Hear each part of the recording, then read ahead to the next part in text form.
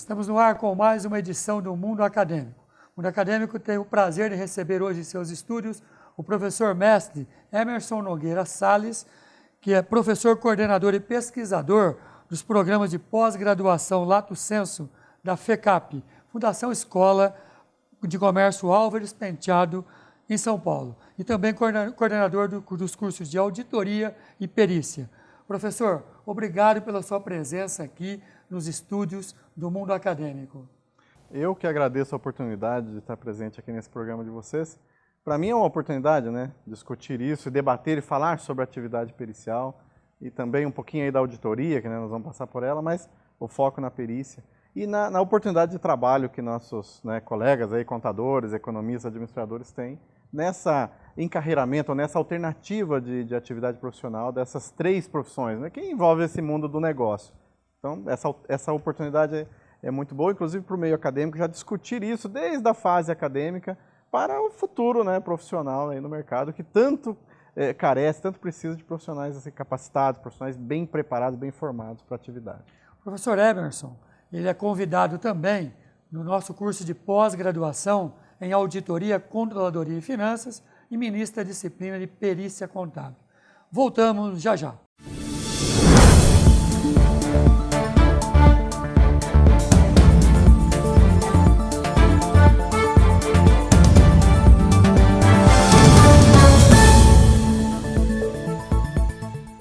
Estamos de volta com o Mundo Acadêmico, hoje recebendo em nossos estúdios o professor mestre Emerson.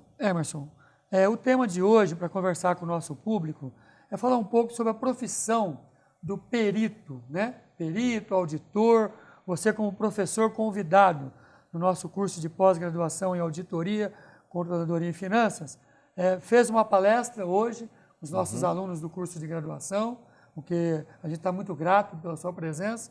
E vamos falar um pouquinho agora com o nosso público, né, acadêmico, falar um pouquinho sobre perícia contábil, como é que é essa profissão de perito contábil, quais são as nuances dessa profissão, né, os pré-requisitos. Eu queria começar falando com você, Emerson, definir primeiro perícia, né, para sabermos como é que esse perito atua no seu dia a dia. O que seria, Emerson, perícia, né, e o que já vou emendar a segunda pergunta, o que é necessário para se atuar como perito? Perfeito, professor. Bom, a perícia, pelo próprio nome, né, originária do latim, que traz, né, no seu contexto, a ideia de que é um trabalho aprofundado, altamente técnico, né, que constitui, de fato, uma análise criteriosa e técnica, nunca a opinião pessoal do perito, seja qual for o tipo da perícia. Então, técnico, científico, porque utiliza procedimentos científicos, né, para que ela seja constituída, ou seja, produzida a prova. Então, a perícia é essa especialidade de uma determinada atividade devido a motivos que geraram controvérsia entre partes, ou dúvida até mesmo no juiz, ou no árbitro, numa demanda que está na arbitragem ou na justiça. Então, a necessidade técnica, né, de conhecimento técnico do julgador, e também para sustentar a tese das partes que estão litigando ali acerca de determinado assunto.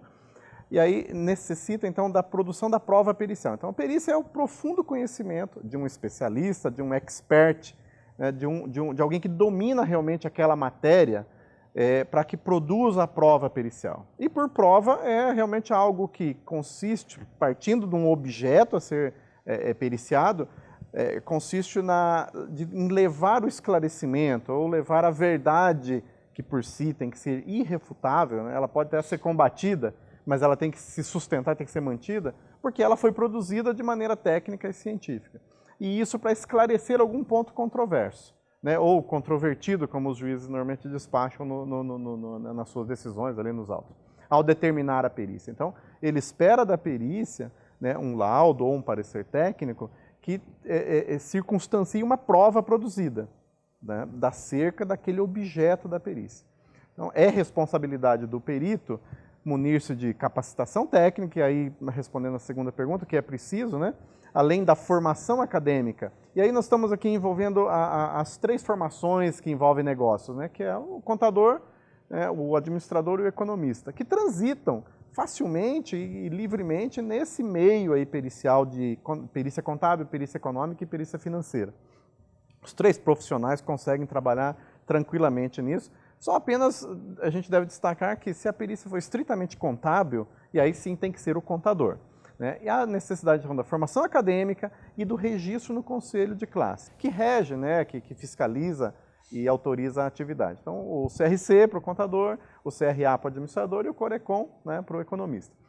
Após a habilitação, há a necessidade, obviamente, da educação continuada, ou seja, da capacitação contínua, para que ele, sim, seja um profissional habilitado, do ponto de vista da formação e da liberação da atividade, né, de atuar como profissional, e ele se capacitar. Então, se o juiz espera um expert no assunto, ele tem que corresponder a essa expectativa. E não é só o juiz, né, é a sociedade, porque ele vai contribuir para a justiça, para que a justiça seja mais justa, né? Então, produzindo uma prova adequada. Então, a capacitação é contínua. O perito tem que ter em mente, né, e não só a nossa atividade pericial, mas todas as profissões, né, que a educação continuada, a capacitação e também o autoestudo, né, ele ser um autodidata, isso é uma característica e uma necessidade intrínseca à atividade dele.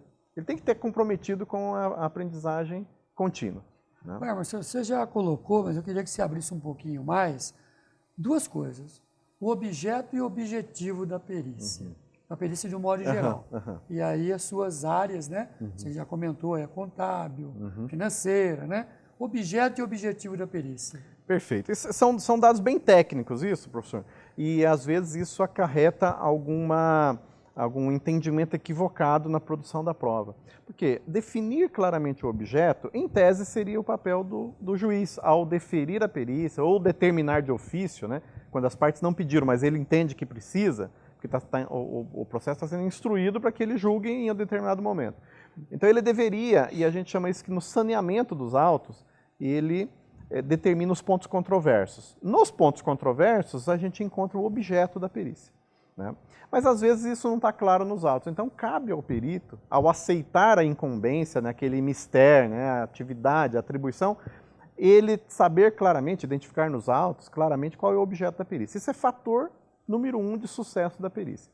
Porque ele pode fazer uma excelente perícia, mas se for para o objeto errado, ele vai fazer sim uma excelente perícia, mas que não vai servir de nada para a decisão. É bacana isso aí. Para quem está nos assistindo, dá um exemplo prático de identificação do objeto da perícia. Às vezes, supondo-se um caso bem simples, uma discussão financeira de um cliente contra um banco, uma financeira, lá um financiamento de um carro. E ele está postulando, né, está pleiteando na justiça uma revisão do contrato. E aí o juiz entende no saneamento do processo que determinadas informações ou variáveis que influenciavam no valor da amortização, no valor dos juros, os encargos por atraso e tudo, ele entende que estão todos claros. Mas tem um ponto, supondo que seja a comissão de permanência, lá no caso de atraso. E o juiz entende então que naquele contrato, que estabelece a relação entre as partes, que tem lá um bem financiado e tudo, e também em garantia, existe uma dúvida técnica que é a aplicação de comissão de permanência, né, em conjunto com juros moratórios, multa moratória e tudo. E o juiz, e aí está estabelecido em lei, algumas limitações para isso. Então o juiz nomeia o perito e diz que é para ele identificar se ocorreu, né, a aplicação combinada de comissão de permanência com outros encargos. Então o objeto da perícia é o contrato. Né? Mas do contrato em si, não vai revisar prestação, vencimento, taxa de juros. O objeto mesmo foca, né, e tem que se concentrar na existência ou não de combinação de taxas que legalmente seriam indevidas. Então o perito tem que tomar esse cuidado, ele não vai revisar o contrato, ele vai olhar aquele detalhe. E às vezes não, às vezes o juiz anula o contrato e pede para ser feito com base em outras informações técnicas e não apenas o contrato. Então, saber exatamente o que é o objeto, porque o perito, além de saber e pôr aquilo no planejamento dele, ele tem que comprovar aquilo nos autos. Normalmente a gente abre o laudo, né, depois de uma síntese dos autos, a gente declina ali, normalmente o capítulo 2, né, do laudo, o objeto da perícia. Então você deixa bem claro. E se você já errar desde o início, o laudo já está condenado. Né? E depois de então definido o objeto, qual é o objetivo da perícia? Né? O que vai ser feito com aquele objeto? né? Então, as informações que precisam, os quesitos que têm que ser respondidos, os pontos controversos que o juiz colocou, aquilo que a perícia vai perseguir para fazer luz àquela obscuridade, como os grandes teóricos da perícia falam, né, há décadas. Levar o esclarecimento, à luz, aquele ponto, né, obscuro, ou aquele ponto de dúvida técnica. Perfeito. Emerson, diz uma coisa, tipos de peritos, né? Nós temos o perito do juízo e o perito assistente. Como é que esses dois trabalham no seu dia a dia, né? Lá no seu, como é que eles atuam? O perito do juízo e os peritos assistentes. Bom, professor, primeiro só dar uma explicação dessa terminologia do perito do juízo, que é o que predomina no mercado que a gente fala, né? O perito do juízo é quem? Qual é o perito do juízo? Ou também o perito da confiança do juízo, muitas vezes chamado assim, ou o perito oficial, simplesmente, ou perito nomeado. Todos esses são o mesmo profissional, né? E ele não é uma atividade constante, ele está perito enquanto ele está nomeado num processo, né? Então, terminou aquela nomeação, se ele não tem outra, ele é o contador, é o administrador, ou é o economista, né? E ele funciona na justiça como auxiliar de justiça, assessorando o juiz, porque o juiz confiou na habilidade, na capacidade técnica dele, então o nomeou. E assim que ele aceita a nomeação, ele está então incumbido daquela atividade.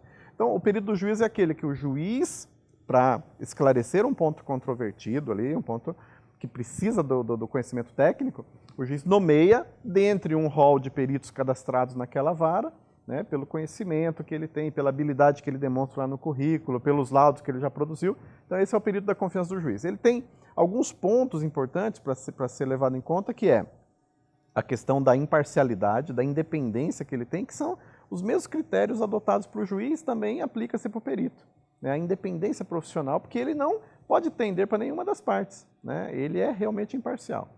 E junto com isso é dado às partes a indicação de peritos assistentes técnicos.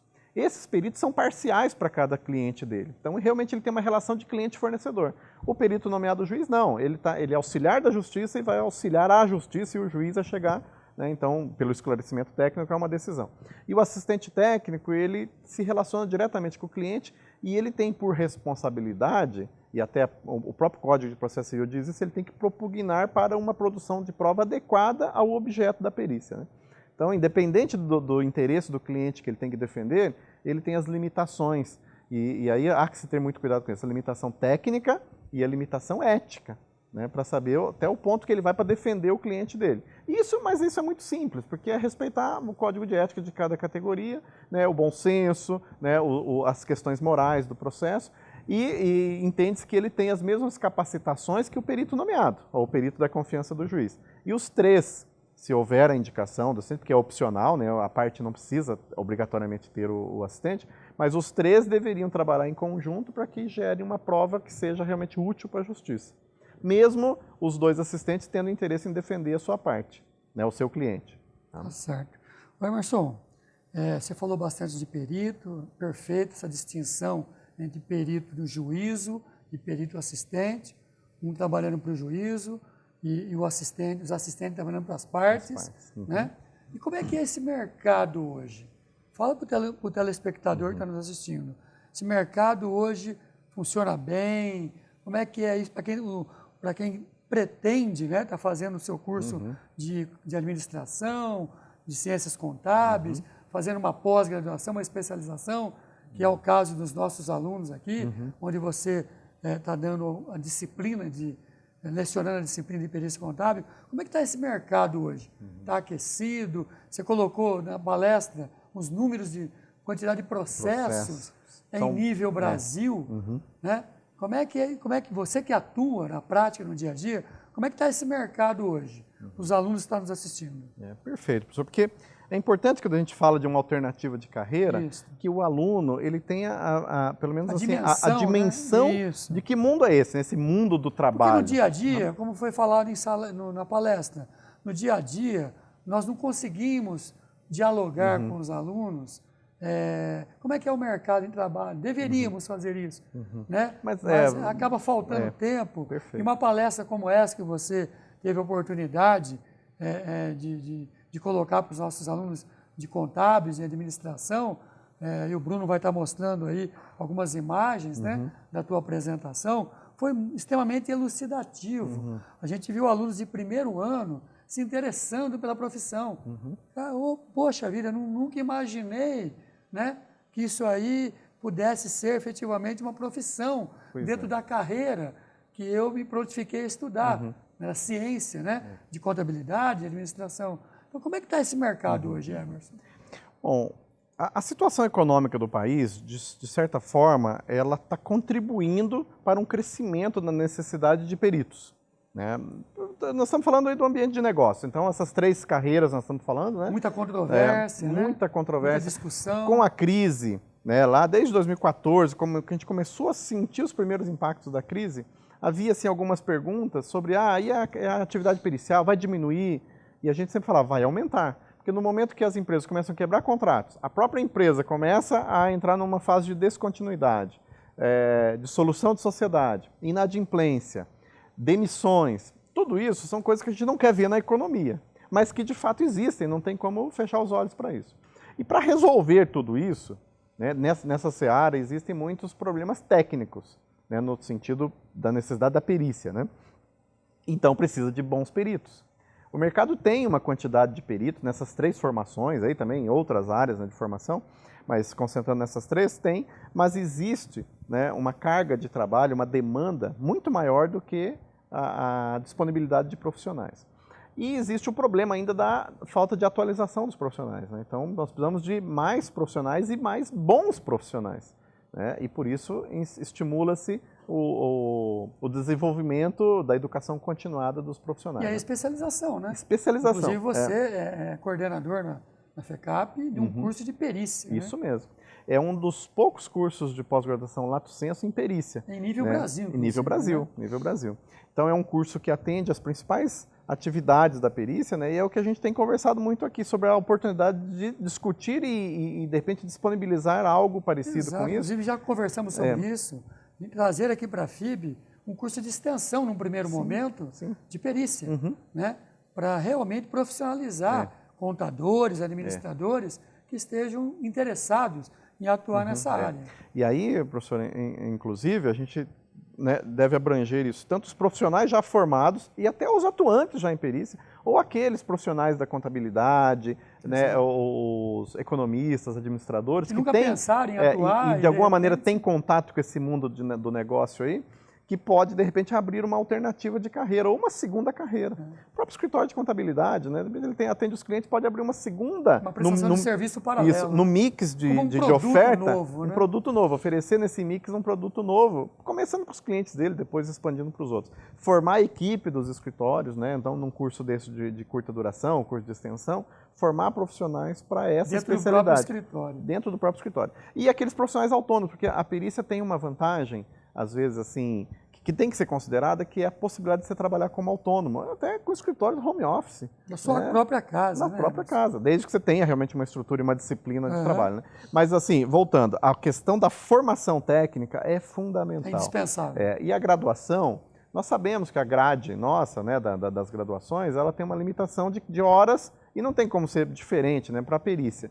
E a gente discute, então, a base da perícia, mas não aprofunda. Então, o curso de extensão vem complementar, preencher essa lacuna. E o bacana, Emerson, em nível de pós-graduação, no nosso caso aqui na FIB, MBA, Auditoria, Controladoria e Finanças, nós somos o único curso que temos essa disciplina de perícia contábil, no caso, que você está aí lecionando né, nesse curso.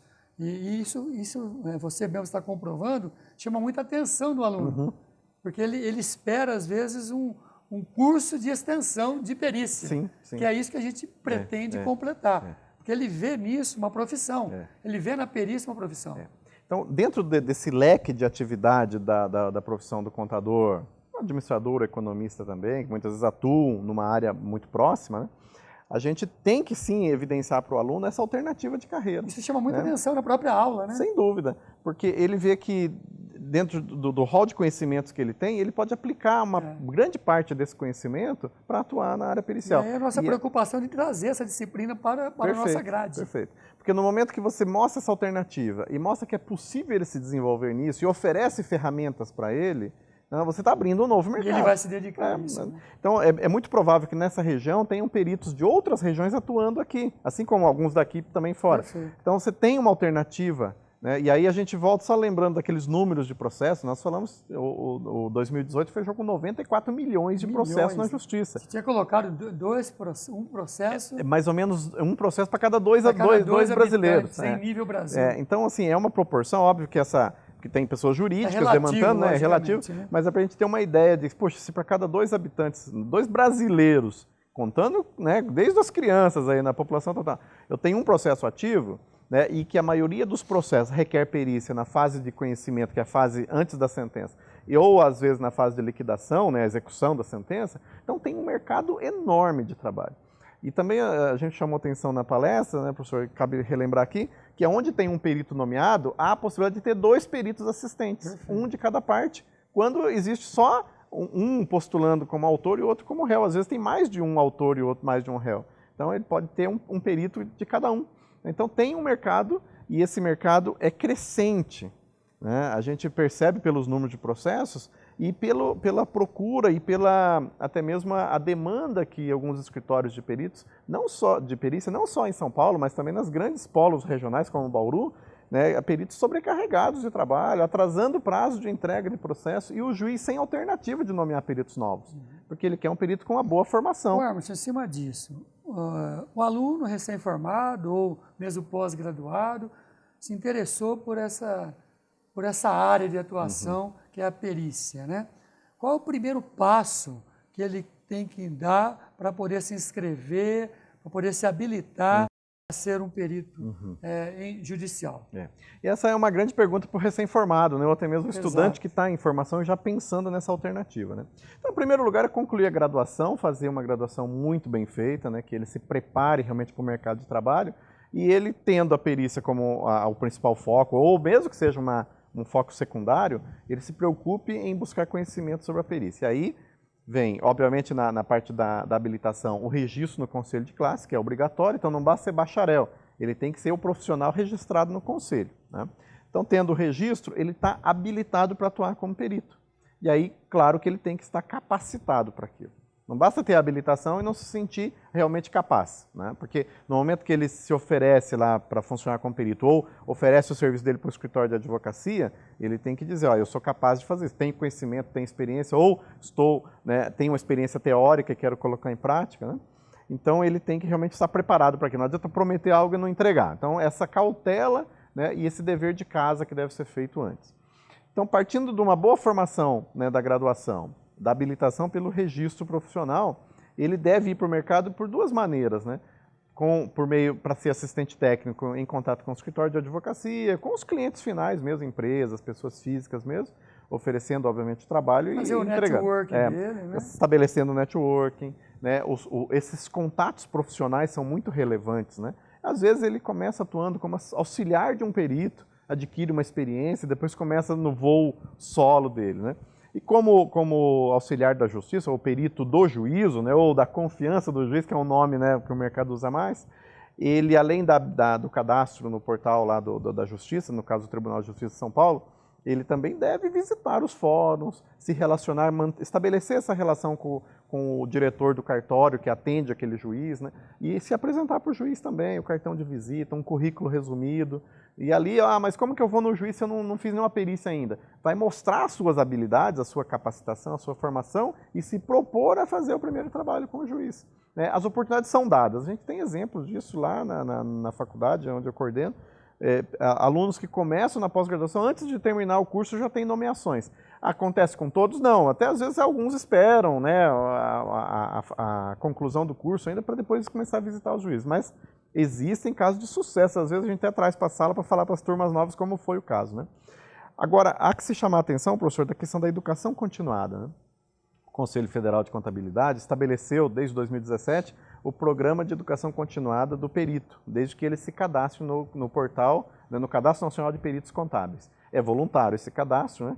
Mas uma vez cadastrado ele tem que fazer a pontuação igual ao auditor. né, o auditor também de balanços, os preparadores da contabilidade e outras firmas obrigadas à auditoria de balanços, tem que ter a equipe dela pontuando para a educação continuada. E é o compromisso do profissional e o compromisso do conselho em preparar para a sociedade bons profissionais e profissionais com conhecimento atualizado.